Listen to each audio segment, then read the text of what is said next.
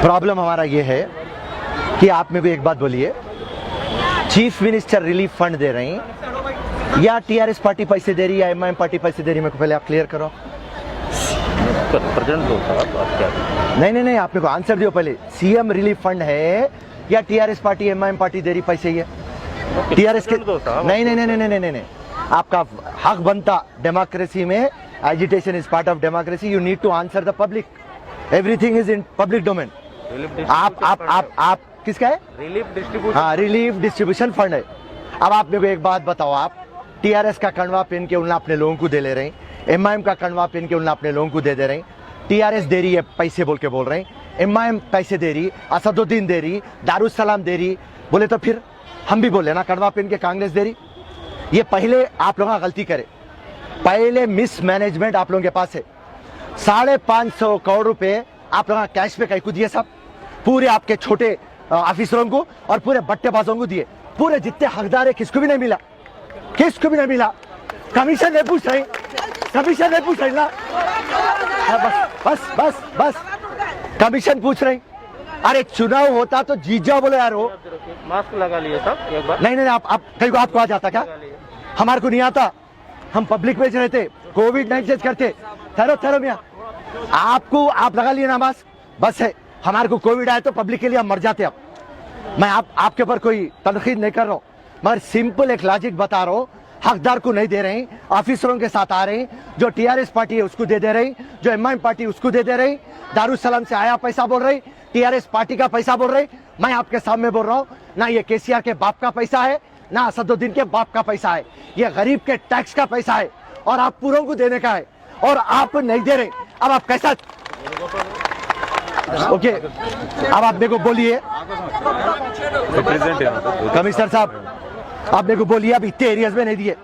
Sitaram D class, old Mallapalli, Sitaram Bagh, Kurma Basti, Dhobi Ghat, Shivaji Nagar, Ramlila ground, Hanuman temple, new Mallapalli, Gatala Masjid, नाला अफजल सागर के पीछे, हबीब नगर नाला अफजल सागर के पीछे, बाजार घाट, ए बैटरी लाइन, चिंतल बस्ती, एसी घाट, देवी बाग, अहमदनगर डिवीजन में पोचमा बस्ती, धोबी घाट, फसलांसर, आसिफ नगर में वाल्मीकि नगर, दत्तात्रेय नगर।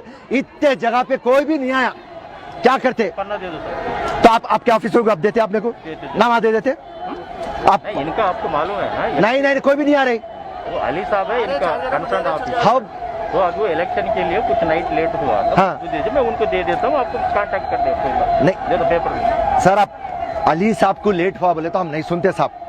अली साहब, आप हमारे को ये कौन ऑफिसर आए हैं, हमारे एक इंचार्ज को दे दिए तो कल सुबह में ले जाके उनको दिला देते। ठीक है, मैं दे दूँ, बोलता हूँ। आप दे देते? नहीं, बोलते नहीं सर, बोलना नहीं, गारंटी दे देना। आप मैं आपको एक बात बोल दे रहा हूँ साहब, हमारे कमिश्नर साहब ये बात बोल रहे हैं, जो भी ऑफिसर है, सुनो, जो भी ऑफिसर है, ठहरो जी, जो भी ऑफिसर हैं, आपके जितने भी मैं एरिया बोला, उन कल आके, कल इतवार के दिन और पीर के दिन 2 दिन में पूरों को पैसे देते बोले। और मैं यहाँ पे कमिश्नर साहब को बोल दे रहा हूँ और पूरे पुलिस वालों को बोल दे रहा हूँ, अगर से 2 दिन में आप लोगों को पैसे नहीं मिले, चीफ मिनिस्टर के घर में घुस जाएंगे। एंड उसके बाद सर ठहरो चाहिए, मैं बात कर, जब कोई नहीं बात करना। और पहले बोलते रहो पुलिस वालों को, तुम 10 केसा बुक करा दो, फिरोज खान को जेल भिजा दो, मगर मुख्यमंत्री के तो घर में घुस जाते। राइट, बस రైట్। ఇప్పుడు మీ దగ్గర నేను వస్తా, కూర్చుంటా, మీకు మొత్తం లిస్ట్ ఇచ్చేస్తా, మా 4 బస్తీ ఇన్ఛార్జ్లకు తీసుకువస్తా, కొద్దిగా నేమ్ ఇచ్చేస్తే రేపటి నుండి పని చేసేద్దాం। अपने सर्कल 12 आता और जो भी पैसे डिस्ट्रीब्यूशन हो रहे हैं, हमारे डिप्टी कमिश्नर साहब अली साहब है, अली साहब के सामने मैं ये बात रख रहा हूं। अली साहब, मेरे को पहले आप एक बात बोलो, ये सीएम रिलीफ फंड है या ये टीआरएस पार्टी के पैसे है या एमआईएम पार्टी के पैसे? जरा आप पहले क्लैरिफिकेशन करो। आप गवर्नमेंट के पैसे हैं। हाँ, सुन लिया आप, अली साहब बोल रहे हैं गवर्नमेंट के पैसे, ना केसीआर के जेब के पैसे है, ना असदुद्दीन के जेब के पैसे है, ना कांग्रेस के जेब के पैसे, ये पूरे गरीब के पैसे है बोल के बोल रहे। आज circle 12 Khairatabad deputy commissioner Ali साहब को हम मिलने आए और मसला ये है कि हम उनसे क्लियर कट ये बात पूछे कि ये सीएम रिलीफ फंड है या केसीआर और असदुद्दीन के बाप का पैसा है। आप ये सीएम रिलीफ फंड पहले कैश में कहीं को दिए, आप कोविड-19 था 1500 रुपए आप चेक में देते और आज 550 करोड़ रुपए आप सीएम रिलीफ फंड बोल के आप कैश में टीआरएस के कॉर्पोरेटरा, एमआईएम के कॉर्पोरेटरा, लोकल लीडरा उनके हाथों में आप पैसे रख देते और आपके लोग जिसको भी 10,000 रुपये देते आप कमीशन पूछ रहे हैं और जहाँ पर भी आपका डोमिनेशन है आप वहाँ पे पैसे दे रहे हैं। मैं जीएचएमसी कमिश्नर से पूछा आज, साहब 550 करोड़ में आज तक आप कितने दिए? जीएचएमसी कमिश्नर साहब बोलते 400 करोड़ के ऊपर दे दिए, 4 लाख फैमिलीज को दे दिए जो बेनिफिशियरीज है। मैं बोला एक काम करो साहब, आप वो बेनिफिशियरीज की लिस्ट दियो, कम से कम नामपल्ली में कंटेस्ट करा, मैं एमपी हैदराबाद कंटेस्ट करा, हमारे एमपी हैदराबाद का और नामपल्ली का लिस्ट दियो, बोल तो 2 दिन में देता हूँ, 4 दिन में देता हूँ बोल के ड्रामा कर रहे हैं। तो यहाँ पे हम पहले पब्लिक को एक बात बताना चाह रहे हैं कि ये सीएम रिलीफ फंड है, सीएम के बाप का पैसा नहीं है, ये पब्लिक के टैक्स का पैसा है। और जब भी अल्लाह के तरफ से परेशानी आती, पानी पड़ता, तूफान आता तो ये सीएम रिलीफ फंड आता। कोई ये मुख्यमंत्री नया काम नहीं कर रहे, मगर आपको ये बताना चाह रहे हैं हम कि यहाँ पे टोटल पार्शलिटी हो रही, इनजस्टिस हो रही, मनमानी हो रही। और कैसा हो रहा बोले तो मामला नाना के माल के ऊपर दादा की फातिया पड़ रही। और यहाँ पे एमआईएम के लीडरों की मैं बात बोलता हूँ, असदुद्दीन जरा सुनो, आपके लीडर फोन करे तो क्या बोलते हैं, मेरे पास रिकॉर्डिंग है, मैं आपको भेजाता हूँ। बाप का पैसा है, अम्मा के मेहर का पैसा है, दामाद बनो। अरे चिंदी चोर बातें कर रहे में जिंदगी खत्म कर दिए रे तुम लगा। और अब तक लोगों को भी भरोसा हो रहा, जाके बोल रहे हैं असदुद्दीन पैसे देने गए थे। अरे असदुद्दीन की शेरवानी में है यार जेब, असदुद्दीन 100 रुपए देता मियाँ, कहाँ से देता? अगर से असदुद्दीन देने वाला रहता था, दारुसलाम देने वाली रहती थी तो हैदराबाद चमकते रहता था अब तक। तो खैर मुख्तसर ये बात है, सीएम रिलीफ फंड है, सबको आना है। आज डिप्टी कमिश्नर साहब वादा करे कि कल सुबह के 8 बजे से रात के 12 बजे तक जो भी बस्तियों में पैसा नहीं मिला वो पूरे बस्तियों में हम पैसा देंगे।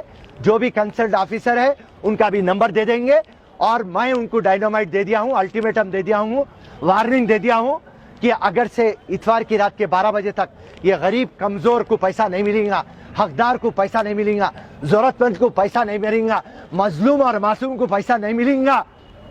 और रही बात 10,000 रुपए देके तुम कोई बड़ा काम नहीं कर रहे, कम से कम कांग्रेस पार्टी फिरोज खान 50,000 रुपए दियो बोले हम। अरे लोगों का टीवी जल गया, फ्रिज जल गया, वाटर मशीन चले गया, बुक्स चले गए, बैग्स चले गए, कपड़े चले गए, फर्नीचर चलेगा, बेड चलेगा, अलमारियां चले गए, उनका राशन चलेगा। अरे कोविड-19 में परेशान थे, लोगों के नौकरियां खत्म हो गए, कारोबार खत्म हो गए, उसकी हालत के अंदर ये पानी पड़ के अजाब हो गया।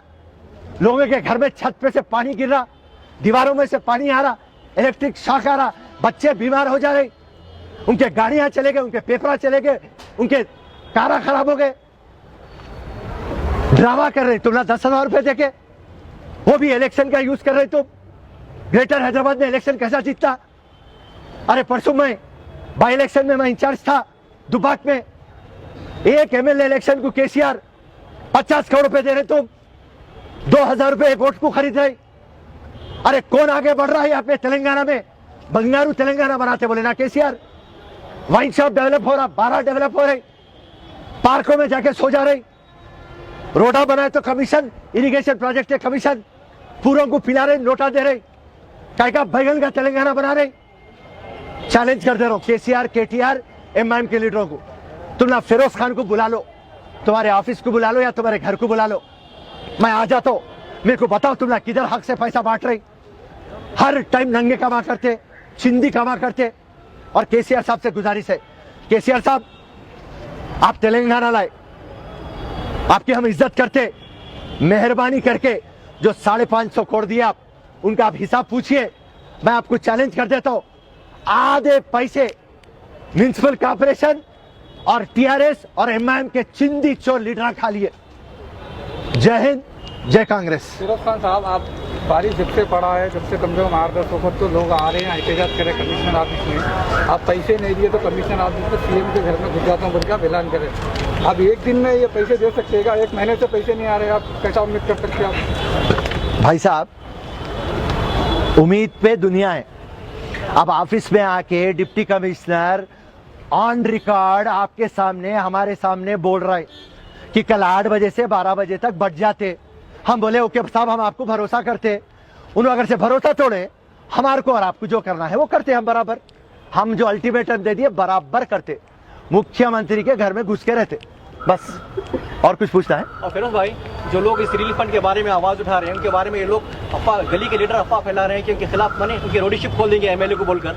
इस धमकियों के बारे में क्या है, हो सकता है पॉसिबल है ये? देखिए, ये चिंदी चोर कामा, ये डराना, ये राउडिज्म, ये बोकस ओटोन से ये एमआईएम पार्टी कभी भी जीते हुए आई। हमारा काम है हक दिलाना। जो भी हमारे सामने आएंगे हम उनको हक दिलाएंगे।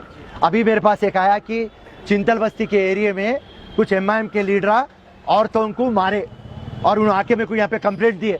मैं बोला आप इमीडिएटली सैफाबाद पुलिस स्टेशन चलिए। सैफाबाद पुलिस स्टेशन में हम कंप्लेंट देते। तो ये चिंदी चोर पॉलिटिक्स छोड़ना है, राइट?